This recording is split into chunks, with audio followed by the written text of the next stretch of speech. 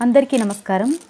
అస్సలు సాగకుండా పైన క్రిస్పీగా లోపల సాఫ్ట్గా ఉండే పూర్ణం బూరెల్ని ఎన్నో టిప్స్తో పర్ఫెక్ట్గా ఎలా చేయాలో చూద్దాం. ముందుగా ఒక గ్లాసు మంచి క్వాలిటీ ఉన్న మినప్పప్పుని కడిగి 4 గంటల సేపు నానబెట్టుకోవాలి. తర్వాత కుక్కర్లో 1 గ్లాసు పచ్చిశనగపప్పు తీసుకొని బాగా కడిగి అదే గ్లాసుతో 2.5 గ్లాసులు నీళ్లు పోసి 1 గంట సేపు నానబెట్టుకోవాలి. తర్వాత గిన్నెలో 1 గ్లాసు బియ్యం పిండి తీసుకొని కొద్దిగా నీళ్లు పోసి పిండిని బాగా తడిపి మూత పెట్టి 2 గంటల సేపు నానబెట్టుకోవాలి. ఇప్పుడు మరొక గిన్నెలో చాలా సన్నగా ఉండే ఇడ్లీ రవ్వ 1 గ్లాసు తీసుకుని ఇది కూడా 2 గంటల సేపు నానబెట్టుకోవాలి. బూరెలు మెత్తగా సాగకుండా క్రిస్పీగా రావాలంటే ఇలా ఇడ్లీ రవ్వ వేసుకోవాలని, అలాగే ఇందులో చెప్పే టిప్స్ అన్నీ మా అక్క దగ్గర నుండి తెలుసుకుని షేర్ చేస్తున్నాను. ఇప్పుడు గంట సేపు నానబెట్టిన పచ్చిశనగపప్పుతో పూర్ణం తయారు చేసుకోవడానికి కుక్కర్కి మూత పెట్టి స్టవ్ ఆన్ చేసి మంట మీడియం ఫ్లేమ్లో ఉంచి 4 విజిల్స్ వచ్చే వరకు ఉడికించాలి.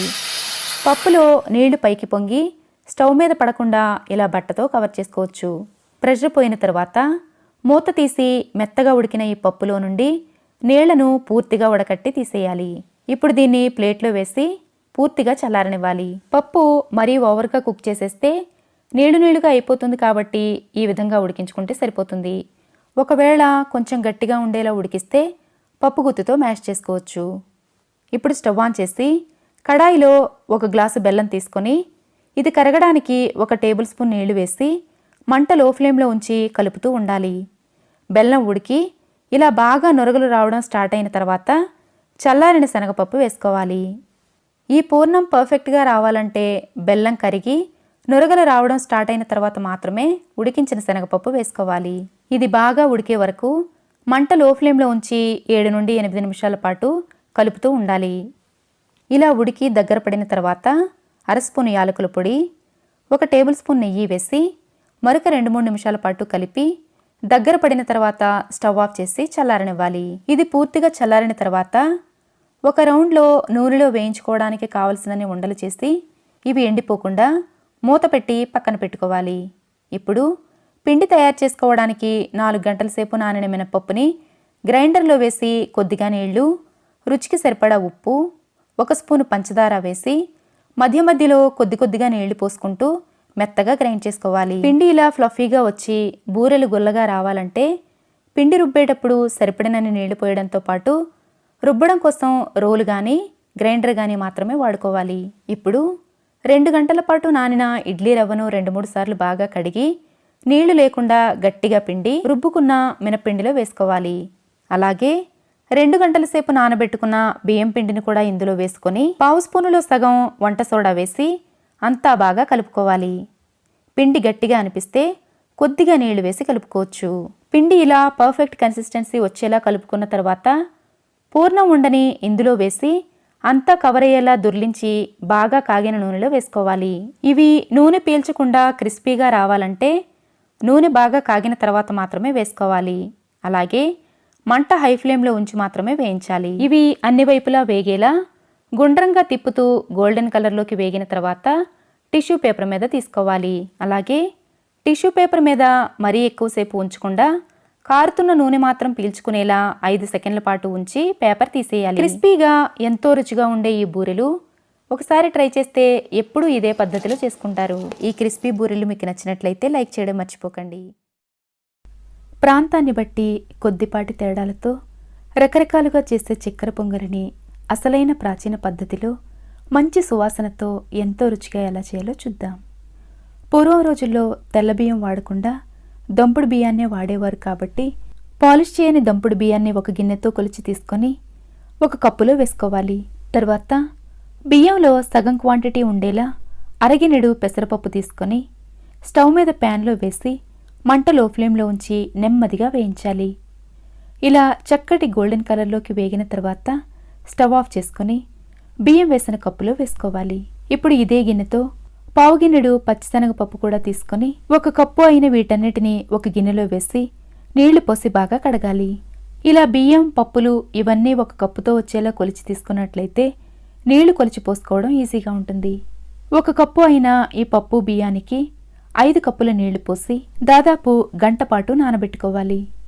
చక్కగా నానిన ఈ పప్పు బియ్యాన్ని నీళ్లతో పాటుగా స్టవ్ మీద ఉంచి మంట హై ఫ్లేమ్లో ఉంచి ఉడికించాలి.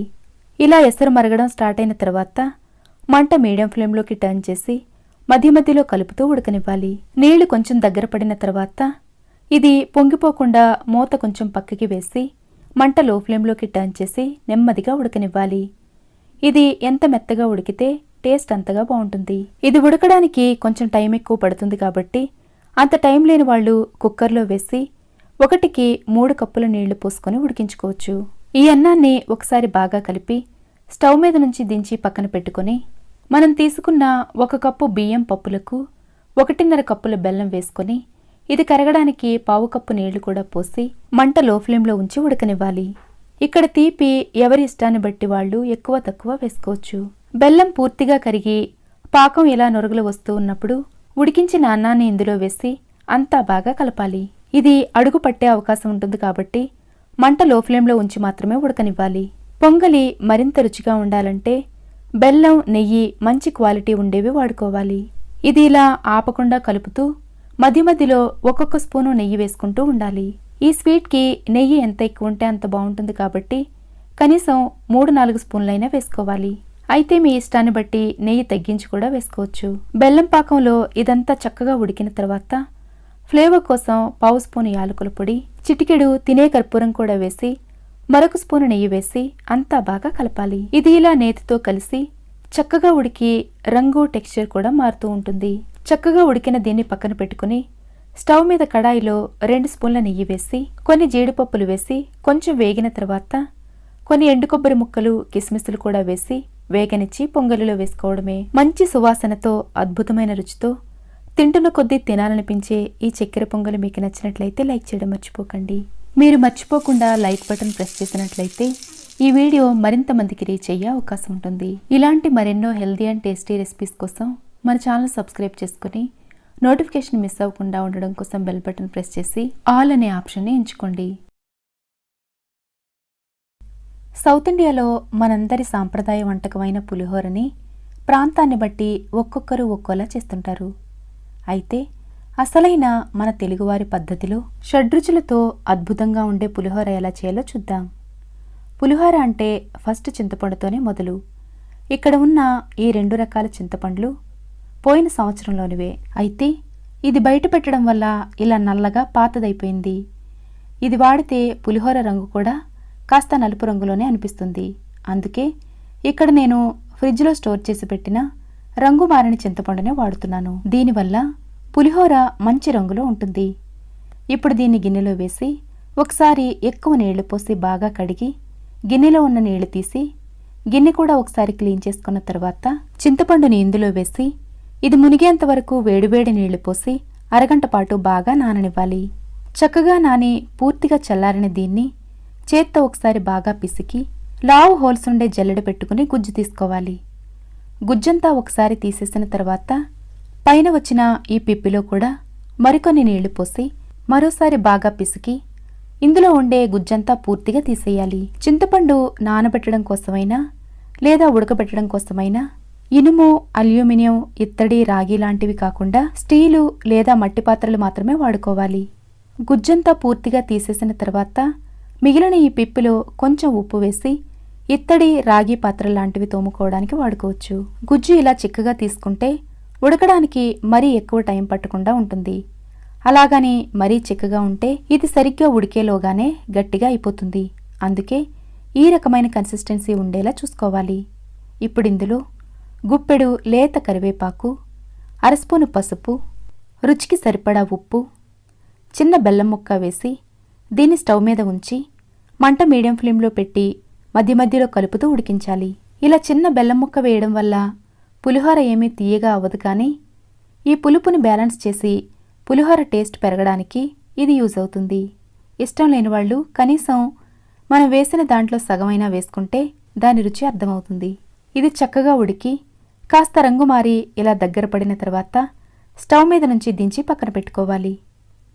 ఇప్పుడు స్టవ్ మీద చిన్న కడాయి పెట్టుకుని 1/2 స్పూను మెంతులు వేసి మంట లో ఫ్లేమ్లో ఉంచి మాడిపోకుండా కమ్మటి వాసన వచ్చే వరకు కలుపుతూ వేయించాలి. ఇవి ఇలా చక్కగా వేగిన తర్వాత స్టవ్ ఆఫ్ చేసి 1 స్పూను ఆవాలు వేసుకోవాలి. ఆవాలు వేయించాల్సిన అవసరమేమీ లేదు, కానీ ఇలా కొంచెం వేడెక్కితే రోట్లో వేసినప్పుడు ఈజీగా నలుగుతాయి. అయితే ఆవపిండి వేడి చేస్తుంది అనుకునే వాళ్ళు మాత్రం ఆవాలు స్కిప్ చేసేయచ్చు. ఇవి పూర్తిగా చల్లారిన తర్వాత అస్సలు ఏమాత్రం పలుకు లేకుండా మెత్తగా దంచుకోవాలి. దీన్ని పక్కన పెట్టుకుని స్టవ్ మీద కడాయిలో 4-5 స్పూన్ల వేరుశనగ నూనె వేసుకోవాలి. నూనె కొంచెం కాగిన తర్వాత గుప్పెడు వేరుశనగ గుళ్ళు వేసి మంట లో ఫ్లేమ్లో ఉంచి లోపల వరకు వేగేలా నెమ్మదిగా వేయించాలి. మన తెలుగువారు చేసే పులిహోరలో వేరుశనగ నూనె వాడకం మాత్రం చాలా ముఖ్యం. ఇవి ఇలా సగం వేగిన తర్వాత 2 స్పూన్ల పచ్చిశనగపప్పు, 2 స్పూన్ల మినప్పప్పు, 1 స్పూను ఆవాలు వేసి కలుపుతూ మరికొంచెం సేపు వేగనివ్వాలి. ఇవి మరికొంచెం వేగిన తర్వాత 2-3 ఎండుమిర్చీలను కట్ చేసిన ముక్కలు, 1 స్పూను అల్లం ముక్కలు వేసి వీటిని కూడా మరొక 2 నిమిషాల పాటు వేయించిన తర్వాత తినే కారాన్ని బట్టి 2-3 పచ్చిమిర్చీల ముక్కలు, కొద్దిగా కరివేపాకు వేసి వేయించాలి. అన్నీ చక్కగా వేగిన తర్వాత చివర్లో 1/2 స్పూను ఇంగువ వేసి వేగనివ్వాలి. ఇంగువ చాలామంది ఉపయోగించరు, కానీ ఎన్నో అనారోగ్యాలకి ఔషధంలా పనిచేసే ఇంగువ నూనెలో వేగితే చాలా మంచి వాసన వచ్చి పులిహోరకి అద్భుతమైన ఫ్లేవర్నిస్తుంది. ఒకవేళ ఈ ఫ్లేవర్ నచ్చని వాళ్ళు స్కిప్ చేసేయచ్చు. తాలింపంతా చక్కగా వేగిన తర్వాత 2-3 గరిటెల వరకు ఉడికించి పెట్టుకున్న చింతపండు గుజ్జు వేసి మంట లో ఫ్లేమ్లో ఉంచి కలుపుతూ వేగనివ్వాలి. తాలింపులో ఇలా ఈ గుజ్జు కొంచెం ఉడికితే మరింత రుచిగా ఉంటుంది. ఇది ఇలా చక్కగా ఉడికి కొంచెం దగ్గర పడి అన్నంలో కలపడానికి అనుకూలంగా ఉన్న స్టేజ్లో స్టవ్ ఆఫ్ చేసుకోవాలి. ఇందులో వేయగా మిగిలిన చింతపండు గుజ్జుని ఫ్రిడ్జ్లో స్టోర్ చేసుకుని ఎప్పుడు కావాలంటే అప్పుడు ఇలా తాలింపు వేసుకోవచ్చు. తర్వాత పులిహోర కలపడానికి అనుకూలంగా ఉండే పళ్ళెం తీసుకుని లేత కరివేపాకును వేసి అప్పుడే వండిన వేడివేడి అన్నం దీని మీద వేసుకోవాలి. తర్వాత కలర్ కోసం కొద్దిగా పసుపు, 2 స్పూన్ల వరకు వేరుశనగ నూనె వేసి అంతా బాగా కలపాలి. చాలామంది మంచి రోటి పచ్చడి చేసుకున్నప్పుడు వేడి అన్నంలో నెయ్యి వేసుకుని తినడానికి ఇష్టపడతారు, కానీ ఒక్కసారి మంచి వేరుశనగ నూనె కొంచెం వేసుకొని తింటే ఆ టేస్ట్ చాలా ప్రత్యేకంగా అద్భుతంగా ఉంటుంది. మీలో ఎవరికైనా ఈ టేస్ట్ ఐడియా ఉంటే తప్పకుండా కామెంట్ చేయండి. ఇప్పుడు ఇందులో తాలింపు పెట్టుకున్న పులిహోర పేస్ట్ కొంచెం కొంచెం వేసుకుంటూ బాగా కలపాలి.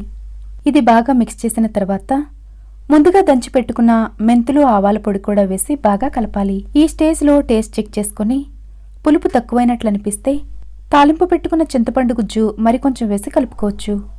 షడ్రుచులతో నోటికెంతో అద్భుతమైన రుచితో ఉండే మన తెలుగువారి పులిహోర మీకు నచ్చినట్లయితే లైక్ చేయడం మర్చిపోకండి. అస్సలు సోడా వాడకుండా పైన కరకరలాడుతూ లోపల దూదిలా సాఫ్ట్గా ఉండే మినపగారెలు చేయడం కోసం ముందుగా మంచి క్వాలిటీ ఉన్న మినపప్పుని 1 కప్పు తీసుకొని కడిగి కనీసం 4 గంటల సేపు నానబెట్టుకోవాలి. ఇక్కడ నేను రాత్రంతా నానబెట్టాను. బాగా నానిన ఈ మినపప్పుని మరోసారి కడిగి గ్రైండర్లో కానీ రోట్లో కానీ రుబ్బుకోవాలి. పిండి నలగడానికి మధ్య మధ్యలో కొంచెం కొంచెం నీళ్లు పోసుకుంటూ గ్రైండ్ చేసుకోవాలి. పిండి మెత్తగా నలగడానికి కొంచెం టైం పడుతుంది కాబట్టి గ్రైండర్లో పిండి వేడెక్కిపోకుండా ఉండడం కోసం ఫ్రిడ్జ్లో నుండి తీసిన చల్లటి నీళ్లు వేసుకోవాలి. ఇక్కడ నాకు పప్పు గ్రైండ్ చేయడం కోసం సరిగ్గా 1 కప్పు నీళ్లు పట్టాయి. పిండి లూజ్గా కానీ గట్టిగా కానీ కాకుండా ఇలా పర్ఫెక్ట్గా గ్రైండ్ చేసుకున్న తర్వాత ఒక గిన్నెలో తీసుకుని రుచికి సరిపడా ఉప్పు వేసుకోవాలి. గారెలు కరకరలాడుతూ రావడం కోసం 2 టేబుల్ స్పూన్ల ఉప్మాకి వాడే బొంబాయి రవ్వ వేసి పిండిలో ఉండే గాలిపోకుండా జాగ్రత్తగా కలపాలి. మిక్సీలో రుబ్బిన పిండితో గారెలు పర్ఫెక్ట్గా ఎలా వేసుకోవాలో నేను మరో వీడియో చేస్తాను. ఇందులో వేసిన రవ్వ కొద్దిసేపు నానడం కోసం 5 నిమిషాల పాటు పక్కన పెట్టుకోవాలి. ఈలోగా స్టవ్ మీద కడాయిలో ఆయిల్ పెట్టుకోవాలి. గారెలు వేస్తున్నప్పుడు చెయ్యి తడుపుకోవడం కోసం పక్కన ఒక గిన్నెలో నీళ్లు పెట్టుకోవాలి. చేతిని ఒకసారి తడుపుకొని పిండిని రౌండ్ బాల్లా చేసి కవర్ మీద పెట్టి మధ్యలో చిల్లు చేసుకోవాలి. దీన్ని నీళ్లలో వేసినప్పుడు ఇలా పైకి తేలితే గారెలు చాలా బాగా వస్తాయి. ఇప్పుడు పేపర్ మీద నుండి తీసిన పిండిని బాగా కాగుతున్న నూనెలో జాగ్రత్తగా వేసుకోవాలి. ఇవి నూనె ఎక్కువ పీల్చేయకుండా మంట హై ఫ్లేమ్లో మాత్రమే ఉంచి వేయించాలి. కడాయిలో ఉన్న నూనె చాలా వేడిగా ఉంటుంది కాబట్టి చాలా జాగ్రత్తగా నెమ్మదిగా వేసుకోవాలి. ఇవి 2 వైపులా వేగిన తర్వాత ఎక్స్ట్రా ఉన్న నూనె పోవడం కోసం తీసి టిష్యూ పేపర్ మీద వేసుకోవాలి. పిండి కలిపేటప్పుడు కావాలంటే పచ్చిమిర్చి, ఉల్లిపాయ ముక్కలు కూడా వేసుకోవచ్చు. అలాగే గ్రైండ్ చేసుకున్న పిండిని ఫ్రిడ్జ్లో 2 రోజుల వరకు స్టోర్ చేసుకొని కావలసినప్పుడు బయట పెట్టి నార్మల్ టెంపరేచర్కి వచ్చిన తర్వాత గారెలు వేసుకోవచ్చు. ఇక్కడ నేను వాడిన 1 కప్పు మినపప్పుకి 15 గారెలు వచ్చాయి. కరకరలాడుతూ ఎంతో రుచిగా ఉండే గారెలు మీకు నచ్చినట్లయితే లైక్ చేయడం మర్చిపోకండి.